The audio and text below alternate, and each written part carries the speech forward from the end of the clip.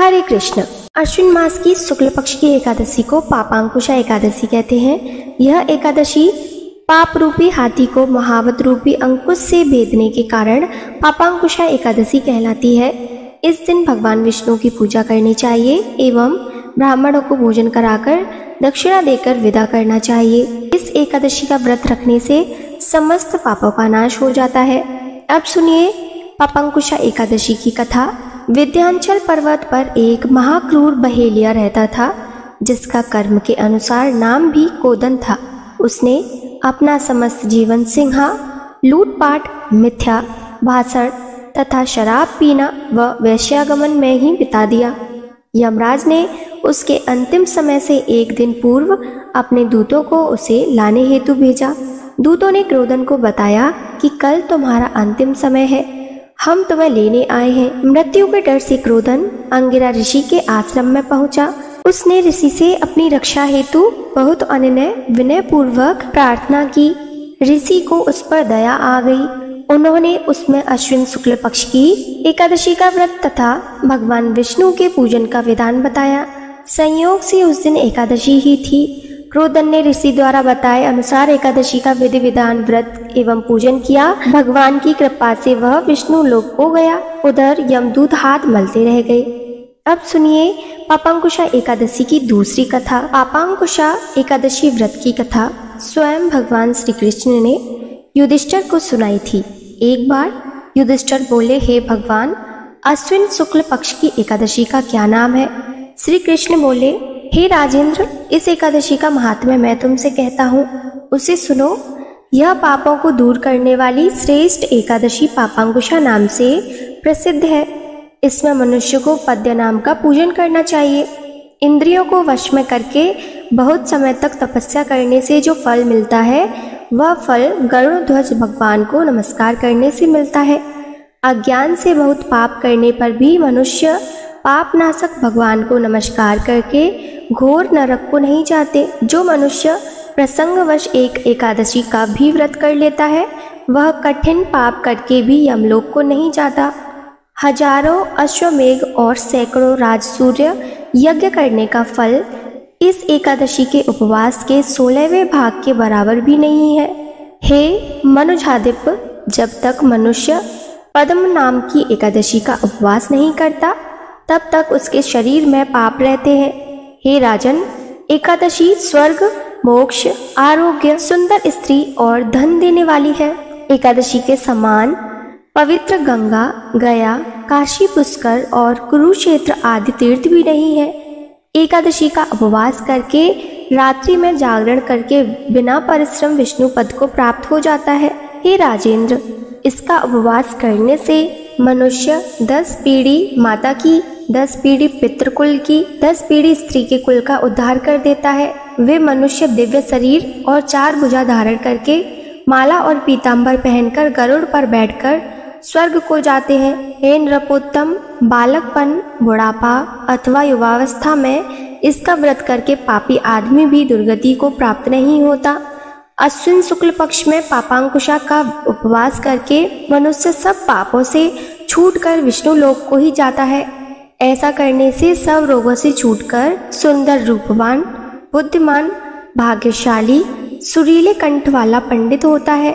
वह स्वर्गलोक में जाकर गंधर्व होता है। तांबूल ब्रह्मा, विष्णु व शिव का रूप। इसके दान करने से लक्ष्मी प्रसन्न होती है।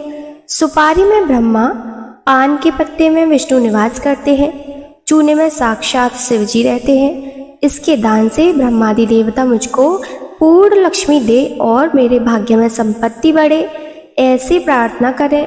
महादेव पार्वती के निमित्त में नित्य सपत्नीक ब्राह्मण की पूजा करके शक्ति के अनुसार पार्वती के पति मेरे ऊपर प्रसन्न हो, ऐसा कहकर दक्षिणा सहित सुवर्ण का दान करें। बुद्धिमान मनुष्य उद्यापन के लिए शिवजी की प्रतिमा सुवर्ण की बनवाएं।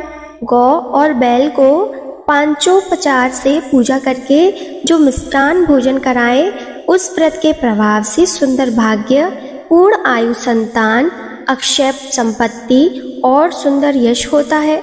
यहाँ सब सुखों को भोगकर अंत समय में शिवपुर को जाता है। वहाँ बहुत समय तक निवास करके पूर्ण सुख भोगता है।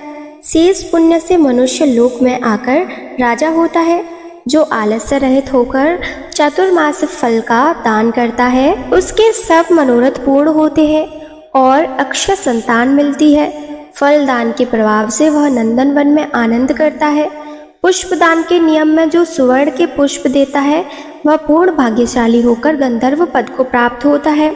वासुदेव के शयन करने पर आलस्य को छोड़कर वामन जी के निमित्त दही, चावल और 6 रसों का स्वादिष्ट भोजन करावे अथवा दान दे, किंतु एकादशी को भोजन न करावे। इसी तरह ग्रहण आदि में दान करें। यदि नित्य दान न कर सके तो महीने के पर्वों में ही दान करना चाहिए। चतुर्दशी, अष्टमी, अमावस्या, पूर्णिमा हर एक रविवार अथवा शुक्रवार को दान करें। दोनों पक्षों की द्वादशी को अवश्य दान करना चाहिए। इस नियम की समाप्ति में शक्ति और खड़ाओं का दान देना चाहिए। छत्री, पदयात्रा और वस्त्र का दान सबसे श्रेष्ठ है। ब्राह्मण भोजन का, भूमि का और सब दान करें। गौतम और इंद्र ने भी इस व्रत को धारण किया था। इस व्रत के करने से अक्षय, अन्न, पुत्र और धन की प्राप्ति होती है। पुष्ट शरीर और पूर्ण आयु होती है और शत्रु का नाश होता है। भगवान का दृढ़ भक्त होकर बैकुंठ हो जाता है। आरोग्य, अखंड सुख, रूप और धन मिलता है। उसकी स्त्री बंध्या नहीं होती। यह व्रत अनंत फल देने वाला होता है। व्रत की समाप्ति में 2 गोदान करके और ब्राह्मण को भोजन करके सब पापों से शुद्ध होकर सनातन ब्रह्म को प्राप्त होता है। जो मनुष्य 1 दिन का अंतर देकर उपवास करता है उसको ब्रह्म सुवर्ण शय्या, 8 दीपक और गोदान करना चाहिए। भगवान मेरे ऊपर प्रसन्न हो ऐसा कहकर 2 बैल भी देने चाहिए। और मनुष्य शाक, मूल फल से निर्वाह करता है वह व्रत की समाप्ति में गोदान करके बैकुंठ को प्राप्त होता है। जो दूध पीकर उपवास करे उसे दूध की गौ का दान करना चाहिए। वह सनातन ब्रह्मलोक को प्राप्त होता है। जो दोनों ऋतुओं में केले के पत्ते पर भोजन करता है वह 2 वस्त्र और कांसे का पात्र दे। हिंसक, शराबी, बालघाती, झूठा, स्त्रीघाती और व्याभिचारी इस व्रत के करने से पापों से छूट जाते हैं। व्रत की समाप्ति में कांसे का वासन और गो विद्वान ब्राह्मण को देनी चाहिए। जो भूमि को लीपकर नारायण का स्मरण करता हुआ भोजन करता है उसे खेतों के लिए पृथ्वी का दान करना चाहिए। ऐसा करने से वह आरोग्य और पुत्रों से युक्त धर्मात्मा राजा होता है और अंत में विष्णु लोक को जाता है। जो बिना मांगे भोजन करने का नियम करता है उसे 1 बैल, सुवर्ण, चंदन और सड्र रस भोजन का दान करना चाहिए। इससे परम गति प्राप्त होती है। जो भगवान के शयन करने पर भक्त व्रत करता है और ब्राह्मणों को भोजन कराता है वह शिवलोक में सुख भोगता है। जो 1 बार हल्का भोजन करने का नियम करके भगवान का पूजन करता है वह स्वर्ग को जाता है। नियम की समाप्ति में ब्राह्मण भोजन कराकर यथाशक्ति दक्षिणा देनी चाहिए। जो मनुष्य धरती पर सोता है उसको सामग्री समेत शैया देनी चाहिए। जो आषाढ़ से लेकर 4 महीने तक नख नहीं कटवाता वह आरोग्य और पुत्र से युक्त धर्मात्मा राजा होता है। जो शिवजी और पार्वती को प्रसन्न करने के लिए खीर, नमक, शहद, घी और फल को छोड़ता है वह शिवजी के व्रत के सेवन करने से रुद्र लोक को जाता है। जो जौ अथवा चावल खाता है वह पुत्र, पौत्र आदि सहित शिवलोक में आनंद पाता है। भगवान का भक्त तेल लगाना छोड़कर वर्षा ऋतु में भगवान की पूजा करे तो वह वैष्णवों की गति को प्राप्त होता है। हे नृपोत्तम, गरीब मनुष्य को भी शक्ति के अनुसार स्नान, दान आदि क्रिया करके सदाचार से रहकर अपना समय व्यतीत करना चाहिए। तालाब, बगीचा, मंदिर, यज्ञ आदि शुभ कर्म करने वाले धीर पुरुष यमलोक दुख को नहीं देखते। ऐसे पुण्य करने वाले मनुष्य संसार में दीर्घायु, धनाढ़, कुलीन और निरोगी दिखाई देते हैं।